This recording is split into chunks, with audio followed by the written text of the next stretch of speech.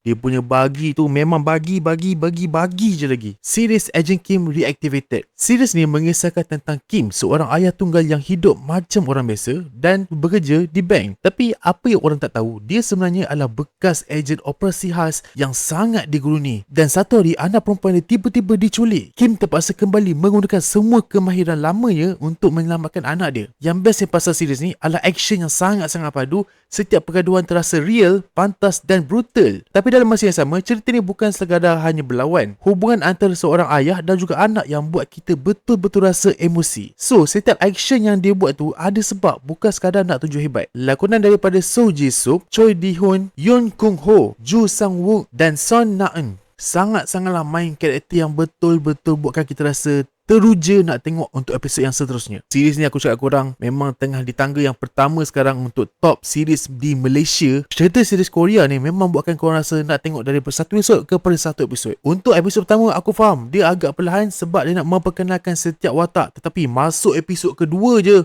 kau tunggu jap.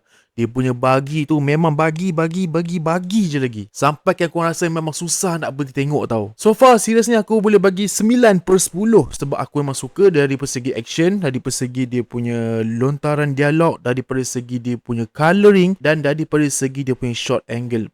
Memang cantik man. So kalau korang minat filem action, korang minat filem tentang kekeluargaan, ini adalah filem yang wajib ada dalam wishlist korang. Sekarang dah pun ditayangkan di Netflix. Series ni korang bertonton dan masih kekal di tangga yang pertama untuk top series di Malaysia. Siapa dah tengok, cuba korang komen sikit pendapat korang tentang series Agent Kim Reactivated ni. Dan jangan lupa untuk follow aku untuk dapatkan lagi series ataupun filem yang terbaik untuk ditonton. Filem dulu, baru kamu.